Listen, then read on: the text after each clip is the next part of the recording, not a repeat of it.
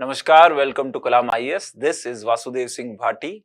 Welcome to Excel in Economy. Today we are going to start this new course, and I have talked about it already, that to prepare for any exam there are two key pillars, and the two key pillars are syllabus and the PYQs. So this course has also been framed keeping these two pillars in mind, and building all the required material and the classes based on these two pillars. So this is going to be a one-stop solution. This is going to provide you the complete coverage of economy section of GS3, that is from 100 to 120 marks every year is covered in the economy section, and this section has the highest weightage in the GS3.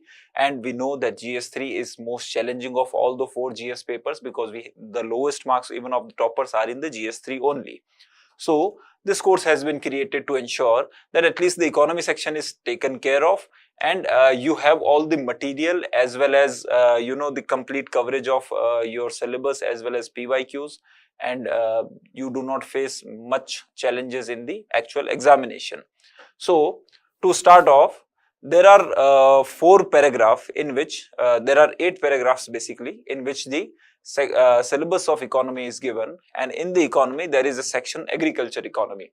So agriculture economy, there are 4 paragraphs, and one is related to food processing industry, and other is related to MSP patterns in various parts of the country, different types of irrigation and irrigation systems, storage, transport and marketing of agriculture produce and issues and related constraints, e-technology in the aid of farmers. So this is the syllabus. This part of the syllabus we are going to talk about. First thing that we do, like any other examination, we will do here also. First thing is we are going to look at the PYQs related to this particular section of the syllabus. So in 2023, and whenever we look at the PYQs, we start from the latest year. That is, we start from 2023, then go to 2022, and we are trying to identify what types of questions are framed, how deep is the examiner going in while asking the questions. So this question is, explain the changes in cropping pattern in India in the context of changes in consumption pattern and marketing condition. Now question is same. So it is given in the syllabus only, cropping patterns in various parts of the country. If you know cropping patterns, then you can easily answer this question while connecting it with the changes in consumption pattern as well as marketing condition. For example, there was a question asked on the increase in millet production. We will see here in the PYQs in 2019 or 20, the question was on the millet production, and what are the factors that has led to increase in millet production. Such question was asked, and one of the factor was change in consumption pattern of the people. People are being more health conscious nowadays. As a result, millet production is increasing. So from that point, they have framed a new question. Or changes in marketing condition, for example, exports and things like that are changing. As a result, ENAM has increased or exports are increasing, food processing industry is developing. So as a result, the cropping pattern is also changing. So you have to answer this question keeping in mind changes in consumption pattern, changes in marketing condition, and how these two are affecting the cropping pattern in the country. Next is, how does e-technology help farmers in production and marketing of agriculture produce? Look at the last part of the syllabus, e-technology in aid of farmers. And how will e-technology aid the farmers?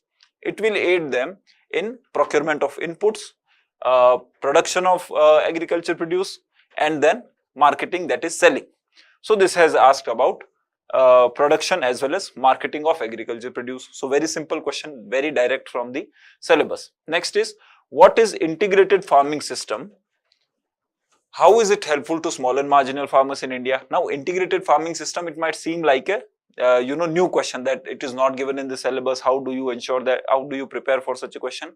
But there are two types of syllabus. One is given explicitly by UPSC, other is implicit syllabus, or you can also call it hidden syllabus. It is not so as hidden, it's just that we don't even try to look for it. That is the syllabus that is given by PYQs. Integrated farming system, it was not the first time that the integrated farming system was asked. UPSC has already asked a question on integrated farming system in 2019. So every aspirant must have been prepared in 2022. If you were not prepared, it's your fault only. So there was a question on integrated farming system. This is also a repeated question. Then how and to what extent micro irrigation help in solving India's water crisis? They have talked about types of irrigation and irrigation systems. So obviously, whenever we talk about any particular type, we also talk about what are the government initiatives, what are the issues, what are the benefits of this particular irrigation system. So the question was on what extent micro irrigation help in solving India's water crisis. So it is basically how micro irrigation can help in India solving the water crisis, and what are the other factors which might also affect the water crisis in India. So this is a mixture of agriculture as well as environment. This question is a mixture of agriculture as well as environment. Now the next is, in 2021, what is the present challenges before crop diversification? How do emerging technologies provide an opportunity to crop diversification? So this question is also on the cropping pattern, that crop diversification has reduced after the green revolution. There is serialization of crops, that is the 42% of the area is total crop area is by rice and wheat only. So diversification has reduced. Earlier the crops were very diverse, now they are not very diverse. So what are the challenges? We read about it when we read the changes in cropping pattern. Next question is, what are the major factors responsible for making rice wheat system a success? In spite of this success, how has this system become a bane in India? Now, how it has become a bane in India? It has made the crop less diverse, or it has increased monoculture cropping. Now, based upon the answer to this question, UPSC has asked a question next year. Based upon the answer to 2020 question, UPSC asked a question in 2021. So we should be prepared with the answer to these questions, and we will provide you answer to these questions also as part of this course.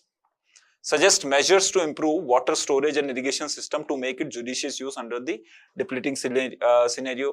So basically, what are the better irrigation systems which can be there in the agriculture?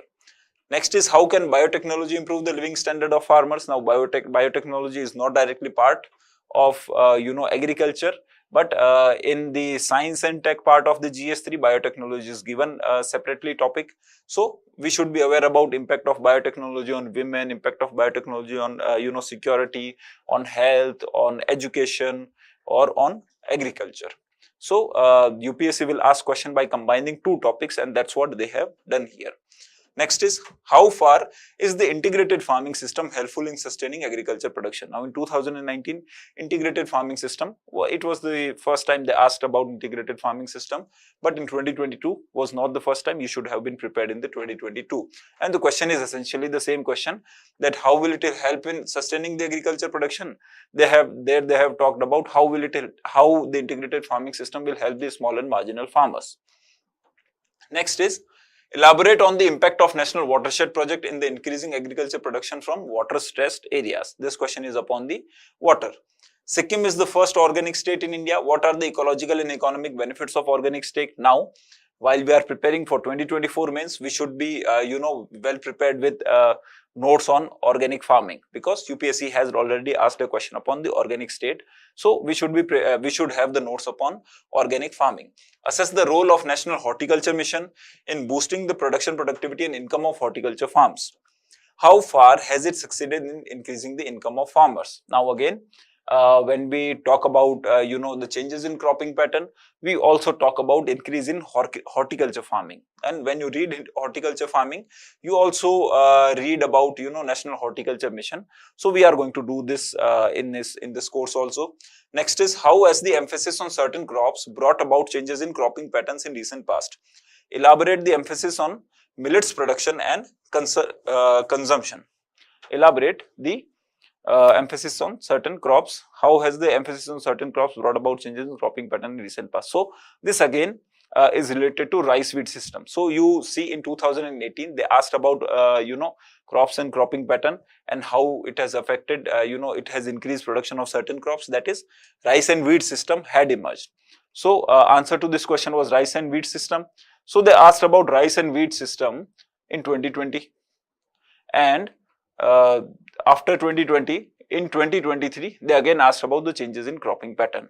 So the question has been repeated. The question is not same. The answer is going to be a little bit different, but the notes are going to be the same. the notes that you need to read for these 3 questions are going to be the same. So this is how you actually prepared for mains. First you look at the syllabus, then you look at the PYQs, you try to identify trends, you see that there is a repetition. If the question either the question is asked directly from the syllabus, or the question is asked based on the PYQs, there can be a few questions. We have seen more than 12 there are 12 questions here, and out of 12-13 questions, only 2 or 3 questions were such which were not there directly in the syllabus or the PYQs, but these also could have been prepared, were not very difficult question if you have a very general or understanding of the subject. So moving forward, how we are going to approach this course is how we have to actually write in the examination.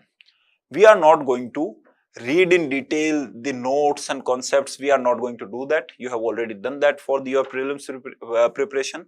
This is for advanced stage. This is for main stage. Now what we do in main stage? In main stage, we prepare our notes in such a way that we just copy paste them in the examination hall. If you can do that, if you can have your notes in your answer format already, then that is going to come handy at the in the real examination. It is going to help you a lot. Now agriculture economy. Now any question on agriculture, you can always start with an introduction, a data or fact based introduction. You can always start with data or fact based introduction. So if the question is on the contribution of agriculture in employment, or how should government move forward, reduce dependence on agriculture or increase manufacturing sector, they can ask question in any which way. But how do you introduce? You start with certain basic facts. So what are such facts?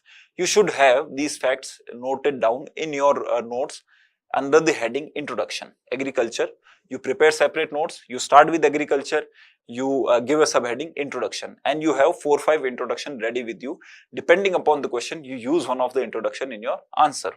So the share of agriculture, now this data can come in handy in your points of the answer also, and also in the introduction part of the answer.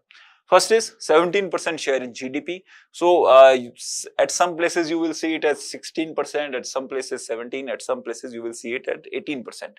So basically it was 18% in GVA in 2022 and 16% in GDP. But it does not matter because it changes every year. Sometimes it's 16.75, sometimes it's 17.2, but it varies from 16 to 18% from many years, in fact more than a decade. So the share in GDP is 17%. Don't worry about whether it is 16, 18 or 17. Don't worry about it. It doesn't matter. While you are writing the answer 16, 17, 18, whatever you write, it is going to be correct. 17% share in GDP, 46% share in employment. So agriculture sector has an important role in Indian economy. 17% of the Indian income is provided by agriculture sector, and 46% share of the employed people belong to the agriculture sector. And in exports also, India achieved the milestone of $50 billion worth of agri exports in 21-22. India had a target of exporting $50 billion worth of agriculture goods by 22, and India achieved this target and exported more than $50 billion. It's around $52 billion now, agriculture exports in 2021-22. Next is second largest producer of agriculture goods. Now any question related to agriculture economy, any question, if it is about sustainable agriculture, or it is about climate smart agriculture, or it is about zero budget natural farming or integrated farming, you will not start with things like this, 46% share in employment or exports. But if it is related to economy part of the agriculture, how it is helping in the economy, how it is affecting the employment, or how it is affecting the reduction of poverty, then you say 46% people are employed in agriculture, and Indian agriculture exports are booming. $50 billion worth of agriculture has been done in 21-22. So you talk about these things. India is the second largest producer of agriculture goods in the world after China. So you talk about these things only when the question is about agricultural economy. Next is, we are again going to look at certain data.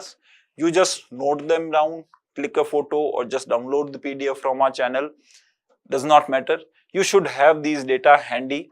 It might come it might be helpful in your prelims also, and it might be helpful in your mains also, because you do not know from where the UPSC the examiner is going to ask questions upon. So you should have a certain idea about all the crops, that okay, we are good in this and bad in that. So India is the largest producer of sugar. India is the largest producer of sugar in the world, and cotton. India is the largest producer of milk. After the white revolution, India became the largest producer of milk. India is the largest producer of pulses, oil seeds, millets, spices. So milk is important this year. Millets is important this year. You should know that India is the largest producer of millet. Sugar is important this year. Sugar, India is also the largest producer of sugar. Then jute, banana, mango, papaya, okra, lemons and fruits. Generic medicine, this is about industrial, not related to agriculture, but I just included because it was already part of the data. So India is the largest producer of all these things in the world.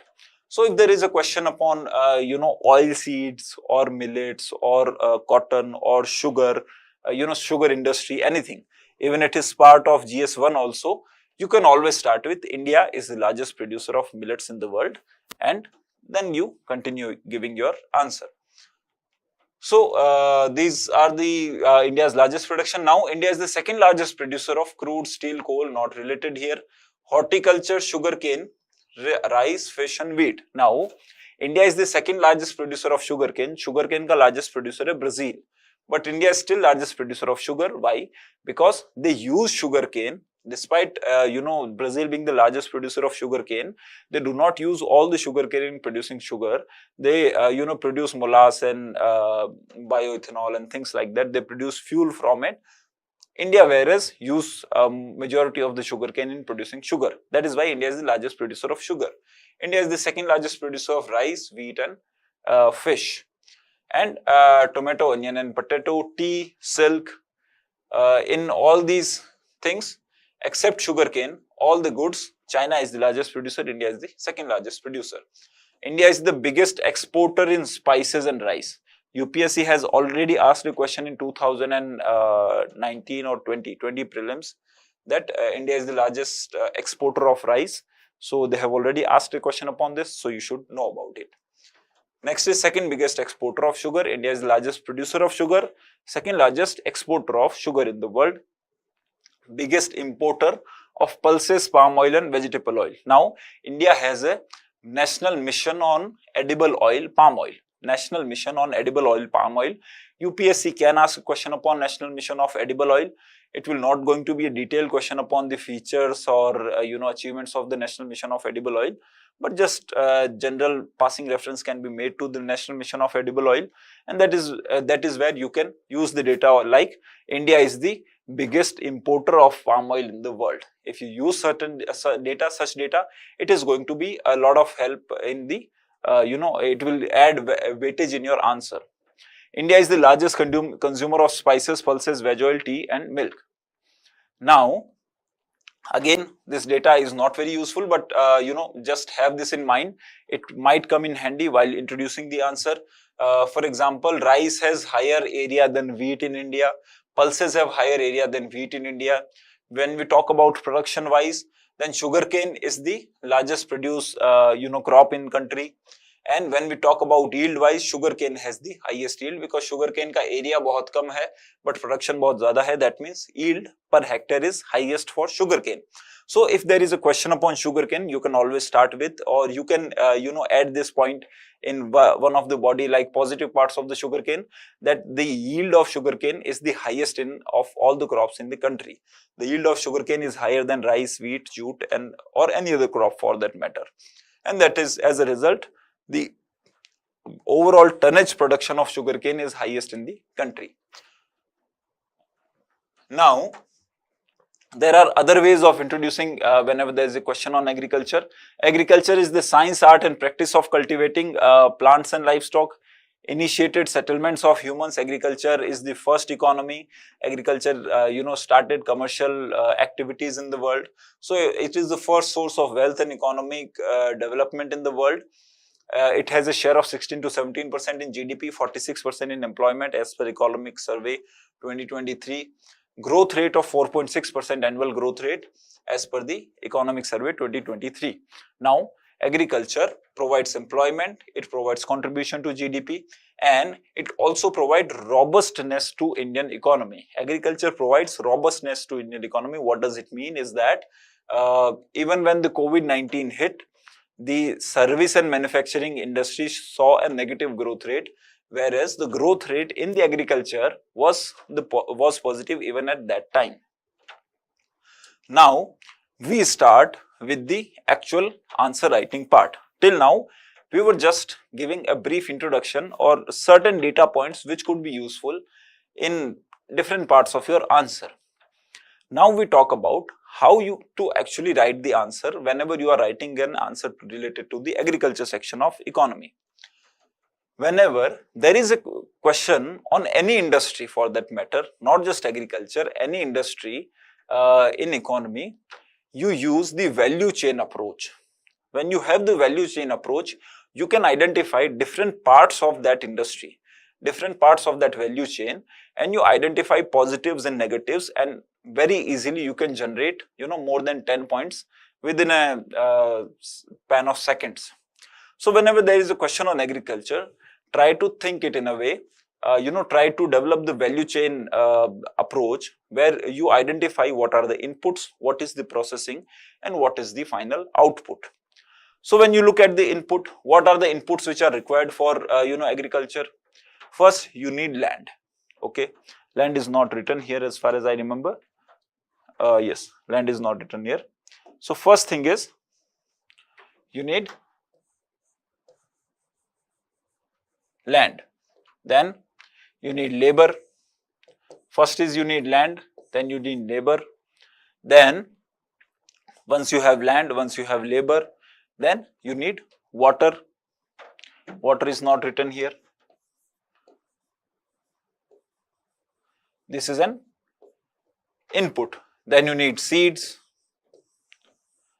Then you need machines.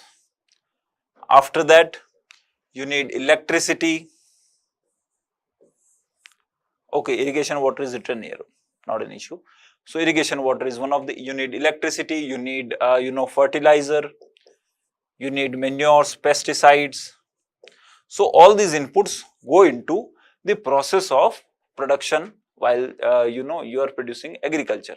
So all these inputs are required to ensure that a farmer can produce whatever he or she wants to produce. So whenever you are writing answer, what are the issues for agriculture in our country? You identify issues with land. Okay, land is fragmented. You identify issues with water. Irrigation facilities are not available. Credit, finance. 10th point, credit. So farmers do not have credit worthiness. As a result, they cannot get finance at right time and right amount.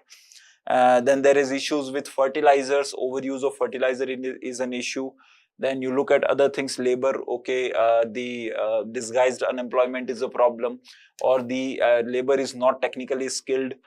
Then you look at machinery. Okay, poor use of machinery. In India, the mechanization of agriculture is only 25 to 40%, whereas in USA is 90 to 95%. Then you look at seeds. Quality of seeds is poor.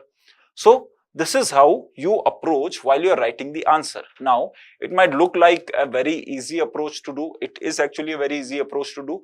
But when you are actually writing the answer, it is very difficult to develop this approach. Once you have this in your mind, it is going to be very, easy, and it is going to be very rewarding approach.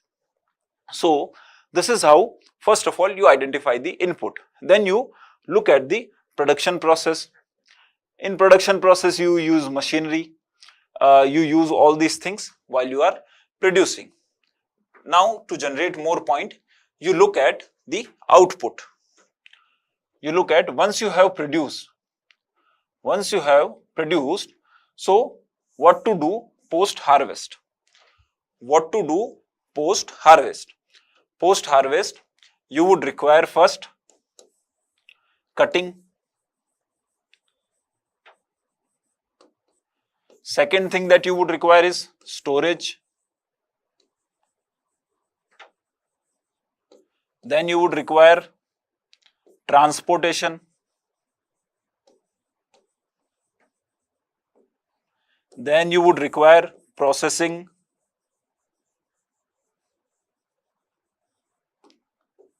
Then you would require marketing. So these are all the things which are required by any farmer once the product is produced. He would need to cut it, he would need to store it, he would need to transport it, process it, and finally market and sell it. So you identify problem with these things. For example, in Punjab, Haryana, cutting of wheat or cutting of rice in November season has resulted into residue crop burning, and as a result of crop residue burning, the pollution in Delhi increases. In storage, we see that warehouse capacity is very low. In transportation, we see that cold chain is not developed, or connectivity via road is not good in all the parts. For example, in eastern India, in processing, we know that processing only 10% value addition is done in India. Only 10% value addition is done in India. So this is how you write answers while you are writing answers of mains. So how many points we have generated here? We have generated 15 points here. And is it actually possible, while if you just sit and think randomly, okay, what are the issues with agriculture, and you come up with 15 points? It is not possible. It is not possible for our brains to function in a way that you identify 15 different points while going haphazardly.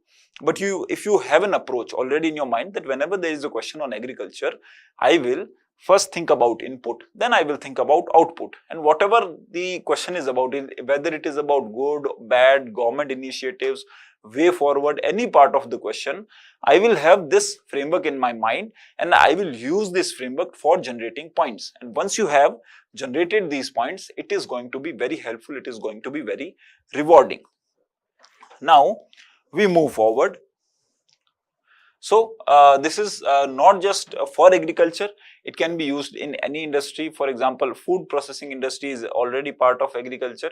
For example, even when you talk about automobile industry, you identify the inputs, you identify the outputs, and then you generate the points. Or chip manufacturing industry, or you talk about electricity or coal industry, any industry for that matter, this approach is going to be really helpful in all the economy based question. Now moving forward, first we talk about significance of agriculture. Now today we are going to talk about broadly agriculture, what is the significance of agriculture, what are the issues, and what are the government initiatives, because UPSC from past many years has not asked any questions directly on the broad agriculture aspects of how agriculture is important for Indian economy, or how is it, what are the issues with agriculture, or what is government doing to ensure that agriculture sector does not suffer. So we will just look the broad aspect of the agriculture. First we will look at the significance of agriculture. Significance of agriculture, again, this is new approach. Now there one approach we have already seen, that is value addition approach, value chain approach. After value chain approach or supply chain approach, the next thing that you need to do is the staple approach. In staple approach we use sociological, technological, economical, political, legal, environmental, such aspects. So other way to look at it, you use all the GS papers. In GS1 we have history, geography, society. So you have these three dimensions: historical dimension, geographical dimension, societal dimension. In GS2 we have polity, international relation, governance. In GS3 we have science and tech, we have disaster management, we have environment, we have economy. So we use all these sections for generating points. For example, the UPSC has asked the significance of agriculture. Now you just don't go on and write about what is the significance of agriculture and you just come up with 4 or 5 random points. Instead, you subdivide into categories. You subdivide into categories and you identify, okay, first I will write about what is the economic significance of agriculture. When you talk about economic significance, GDP is the first point that will come to your mind. Then employment will come to your mind, poverty will come to your mind, exports will come to your mind. So these things will automatically come to your mind whenever you talk about economy. So in economy, 17% share in GDP, 16, 17, 18, does not matter. 16, 17% share in GDP, 17, 18% share in GVA. Labor intensive, employs 46% of the workers. Then it provides raw material to other industries. For example, the textile industry, it will provide cotton. Sugar industry, it will provide sugarcane. Paper manufacturing industry, it will provide the raw material for that also. So it supplies raw material to other industries. It is market for industrial products also. For example, a tractor manufacturing organization is an industrial organization, and it is dependent upon agriculture organization. It is a manufacturing organization dependent upon agriculture organization, agriculture industry, because tractors are purchased by the farmers. So it is also a market for industrial products. Now we have the agriculture sector also has a contribution in exports. For example, India is the largest exporter of rice and spices. Now, this data I already gave you in the initial slides, but how to actually use it? This is how you use it. The question was about significance of agriculture.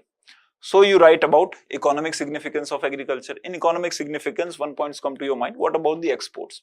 So you say, okay, the agriculture sector provides a lot of exports to our country, but you also need certain data to back your points. You just don't write that it is important for export, it is good for employment, it is good for GDP, it reduces poverty. You justify it. Once you justify it, then your points become valid. So you don't say that it has contribution in GDP or increases GDP or Indian income. You say it has 17% contribution in GDP. This is how you approach economy. You back your arguments with certain data. Next is, you say that agriculture sector provides employment to a lot of people, but how many people? 46% people. You say it provides raw material to agro-based industry, but which industries? For example, sugar, textile, food processing industry, or paper manufacturing industry. We say it is market for industrial products. Now, example, tractor, or nowadays drone industry also depends upon agriculture, because a lot of drones are purchased by agriculture sector. Contribution in exports. Now, you just don't write about contribution in exports. You either say India is the largest exporter of spices and rice in the world, or you say $50 billion of worth. Other, even better is contribution in exports. Then you just make an arrow like this and say $50 billion worth of exports in 21-22. So once you back your argument with the data, your answer becomes solid, and that's how you grab the marks. Major contributors in growth and of transport sector. For example, railways and roadways. Agriculture sector uses railways and roadways a lot, and it provides revenue to these sectors. It provides robustness to the economy. Indian agriculture sector is growing at the 4.6% growth rate from past 5-6 years, and even in the COVID-19, when the in the manufacturing and in the service industry reduced, the agriculture sector was still in the positive of 3.5%. So it provides robustness to the economy.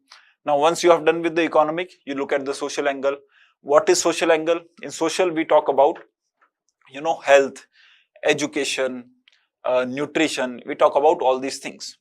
So in social sector, social section, we will say food security is provided to the people, because India is the second largest producer of agriculture with 314 million food grains. 314 million tons of food grains. India is the second largest producer of agriculture in the world. In social section, we will talk about health security with sufficient nutrition supply. Then we also talk about reduction in poverty. It provides employment to the people, so it helps in reducing poverty. So you have 3 points under the social section. Then environment section. How does agriculture helps for better environment? It helps in carbon capture. It is also a solution for climate change issues. For example, SDG 2.4 SDG 2.4 talks about sustainable farming. Now, the SDG 2.4 says sustainable farming is one of the solution for climate adaptation, climate change. So for the issues of climate change, agriculture is responsible, as well as agriculture can be the solution. So you say agriculture has a significance for environment. How is it significant? It can help in mitigating the climate change or reducing the climate change. How does it help in reducing the climate change? That is talked about in SDG 2.4, that is Sustainable Development Goal 2.4, that sustainable farming is a solution for, is one of the solutions for, handling the climate change. It can also help in better water management by using dryland farming instead of flood farming, things like that. It can also help in soil reclamation if we use zero budget natural farming. So what is dryland farming? What is sustainable farming? What is zero budget natural farming? We will read as we move forward. But for now, we are just looking at the broad things. So agriculture can also help in environment section also. Now, technological benefits or significance of agriculture.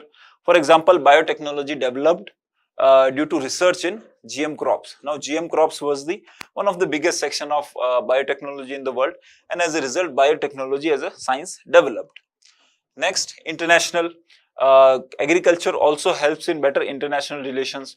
For example, India, Pakistan have trade in sugar. Now, despite having all the hostilities and despite having all the differences, India and Pakistan have trade in sugar, and as a result, certain channel of communication remains open. Or in other way, you can also look at India-UAE relation. For example, UAE recently needed rice, and there was a dearth of rice in the international market. So UAE said that India should export rice through UAE. And India agreed to that okay, we will export rice to UAE. Now that increased the, strengthen the partnership between India and UAE, and it can have multifaceted benefits. So international relation benefits also exist from agriculture. For example, reduce import dependency. Green revolution reduced the import dependency. As a result, India became, more assertive and more independent in the international power politics. Next is trade keeps channels of communication open. For example, sugar trade with Pakistan. Now, we have talked about the significance. We will also see what are the issues with agriculture sector. Now, what are the issues with agriculture sector? Again, when we are talking about issues, we will go via value chain approach. Okay, before actually going forward with this, instead just pause the video and try to come up with what are the issues with agriculture and think it, in terms of value chain. What are the inputs? What are the outputs? You know what are the inputs and outputs. You are a well-read person. Just, have trust in yourself and try to make notes, points. How many points can you make?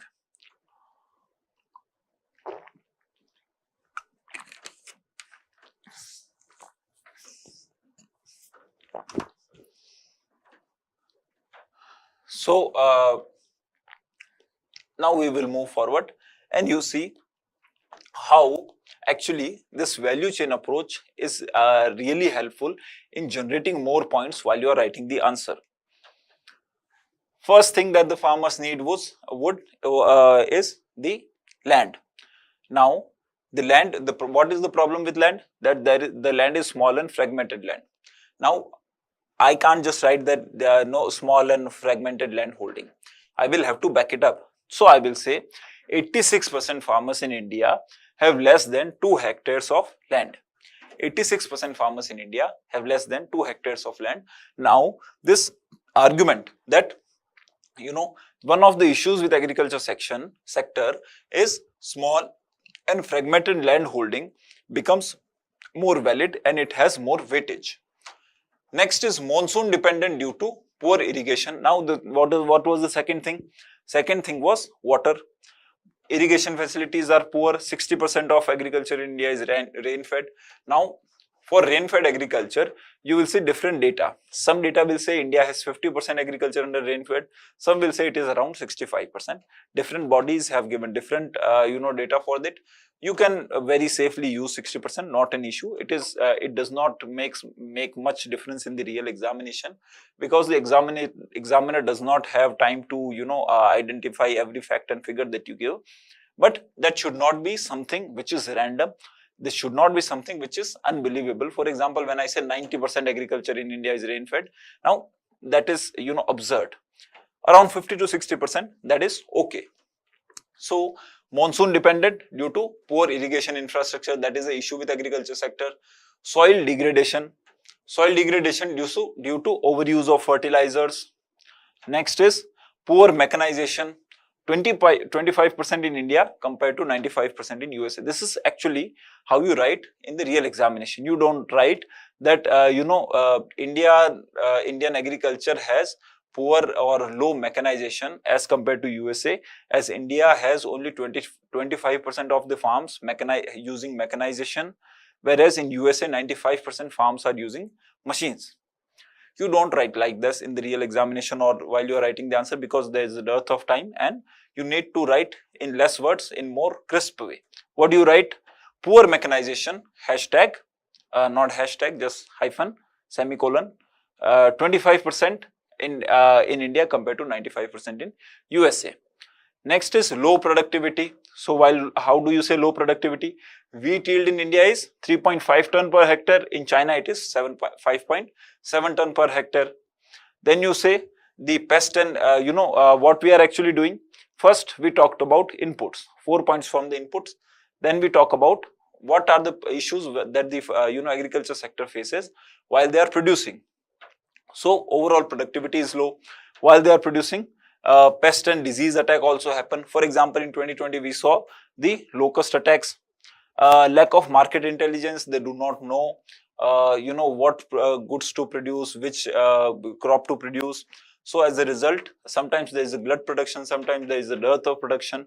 So farmers do not have market intelligence which crops to produce. Poor diversification. Now as a result, there is poor diversification. Serialization of Indian agriculture. 42% of total cropped area is used only for wheat and rice. Of all the crop area in the country, 42% crop area is used for just wheat and rice, and this is called cerealization of Indian agriculture, that in India the cereals have become the dominant crop of all the crops in our country. And the last is poor transport and storage infrastructure. 20% of crops, now this data is given by Food Corporation of India, the 20% of crops go waste due to poor storage in our country. Now how many points we have generated here? 1, 2, 3, 4, 5, 6, 7, 8, 9. 9 points we have generated here, and 9 points is more than enough. Whether it is a 10 marker question or a 15 marker question, 9 points, you would never require 9 points in any section or any question in actual GS examination. But out of 9, if you can write 6, 7, that is going to be more than enough. So these are the issues of agriculture sector. Now we talk about the government initiatives related to agriculture sector. Again, we are just going to name this initiative. We are not going to read all the initiatives in detail, because that is not the purpose of this course. The purpose of this course to ensure that you have enough notes to write the answer. It is not very useful if you know everything about Pradhan Mantri Krishi Sinchai Yojana, because the chances of asking upon a particular scheme is very low. For example, in past 6, 7 years, the questions we saw in the starting of this class, out of the 13, 14 questions, only one question was asked directly on the government scheme, and that question could have been solved if you had general idea about the scheme and not very detailed knowledge was required for any scheme. So we are not going to read these schemes in detail. We are just going to look at them and how it helps in the agriculture sector. So the first is Pradhan Mantri Krishi Sinchai Yojana. Pradhan Mantri Krishi Sinchai Yojana, it basically provides better irrigation facilities to the farmer. So it helps in promoting the precision agriculture, and it reduces water consumption. Next is Soil Health Card Scheme. Now the Soil Health Card Scheme basically gives answer to the farmers how much nutrient is actually required to your soil. What type of seed is better for your soil? What type of nutrient is better for your soil? Then we have nutrient based subsidy or neem coated urea. Basically they help in reducing the nitrogen emission due to urea, or for example the nitrogen. How does nitrogen pollution happens from the urea? The urea goes away with the water, and as a result it mix in the fresh water, and as a result it spreads disease among the babies. For example, blue syndrome baby, is a result of nitrogen pollution. So, nutrient-based subsidy and neem-coated urea helps in reducing nitrogen pollution. Micro irrigation fund again is related to irrigation. 5,000 crore. It is not just 5,000. 5,000 crore micro irrigation fund has been established by Government of India with NABARD. Pradhan Mantri Fasal Bima Yojana. 56 crore farmers are covered under Pradhan Mantri Fasal Bima Yojana. It provides insurance to the farmers. Then we have Parampragat Krishi Vikas Yojana. Parampragat Krishi Vikas Yojana basically promotes traditional and organic farming practices.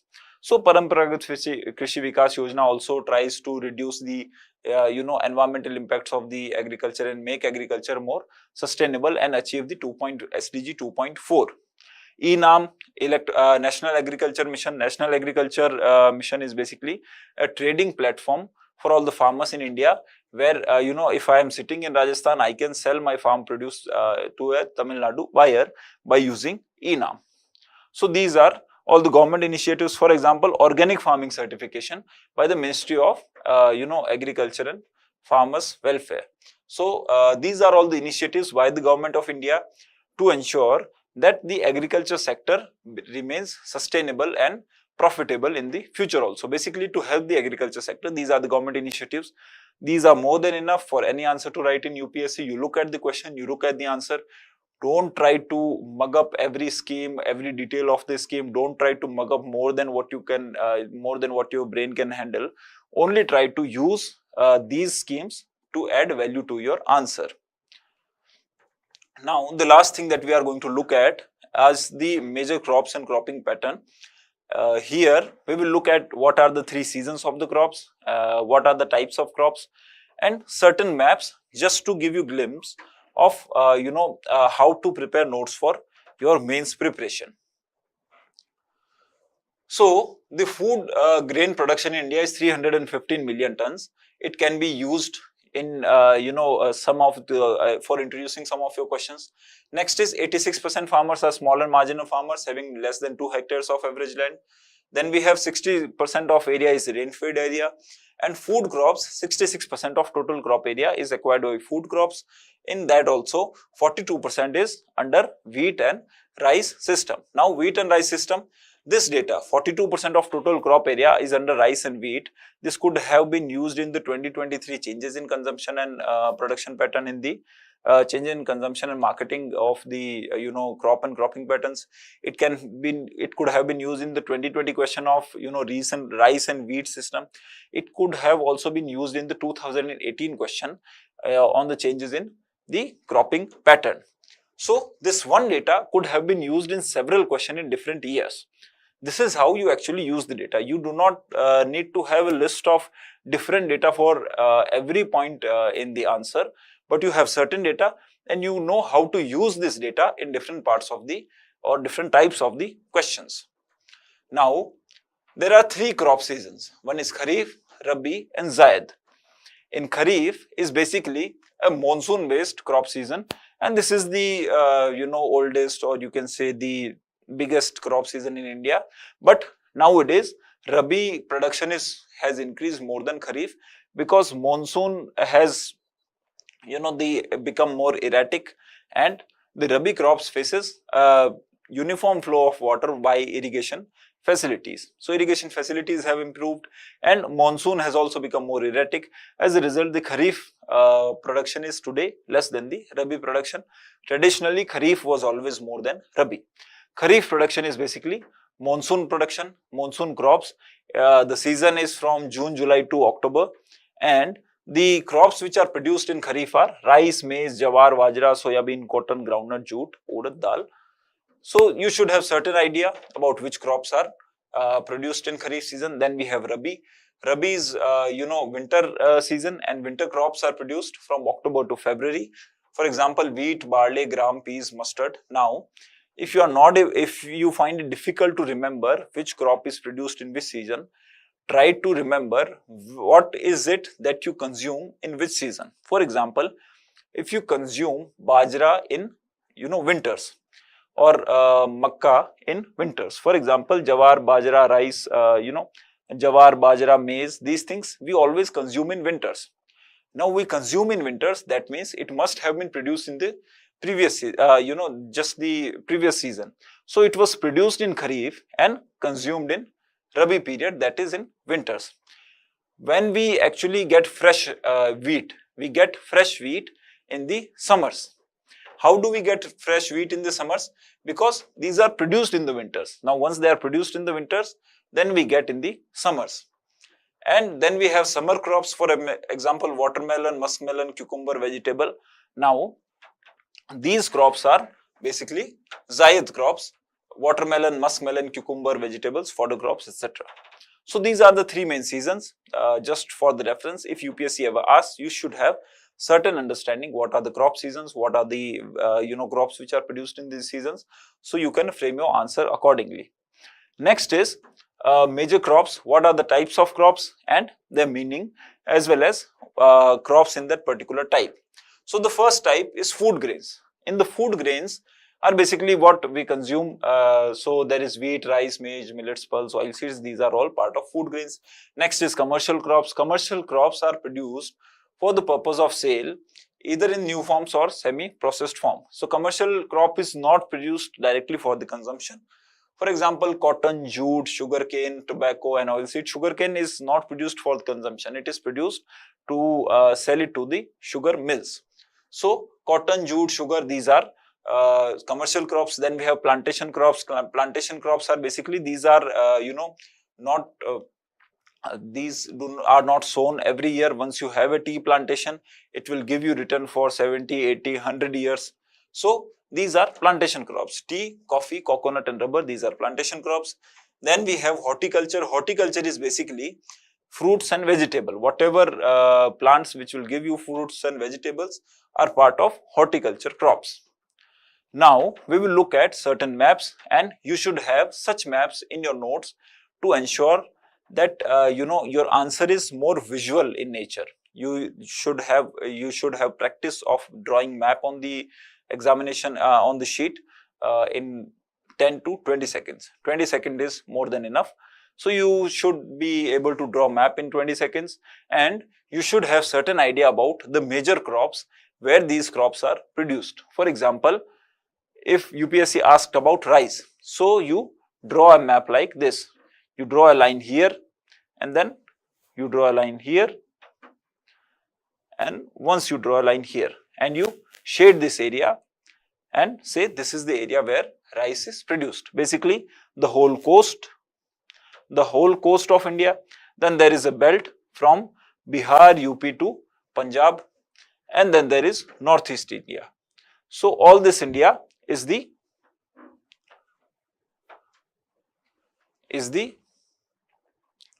part of the rice belt. Now we have wheat belt. Wheat belt is basically, it is not wheat is not produced in the coastal areas. Wheat is produced in the upper upper central or northern region of India. So it will have certain areas of Rajasthan, the Madhya Pradesh, UP, Bihar, and we have Haryana, Punjab, Himachal, Uttarakhand. These are the major wheat producing areas. Next is sugarcane. Sugarcane is produced in 2-3 belts. One is here from Punjab to border of UP, Bihar. Then next belt is from Maharashtra to Tamil Nadu. Then we have one belt in Andhra Pradesh and one belt in Gujarat. Basically black soil is available where the irrigation facility is available easily. This part is of black soil, this part is of irrigation facility. So sugarcane is produced in these areas. Next is cotton and jute. So cotton and jute is very easy. Jute is produced only in the eastern coast, that is around West Bengal. So here jute is produced. Then we have cotton areas. One is in Punjab, Haryana, Rajasthan. Then we have Rajasthan, Gujarat, MP, Maharashtra, the Karnataka, Andhra, and finally Tamil Nadu. So this is cotton producing area. This is jute producing area. Now it is very difficult to memorize all this while watching the class or just by looking at them once or twice. You need to look at them several times whenever you are writing a test. Right before writing the test, you look at these maps and you have the visual images fresh in your mind.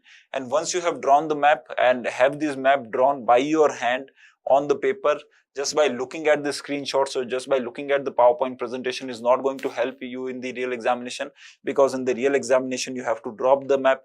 Your hand should have the memory of how the map looks like.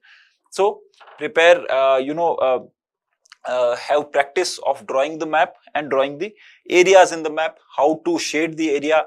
Everything requires practice, and once you are well versed with it, you will see how rewarding it is, and it gives you 1.5 or 1 extra marks in every question. And the last map is of the tea and coffee. Now these are the areas where coffee is produced, and this is the area where tea is produced majorly.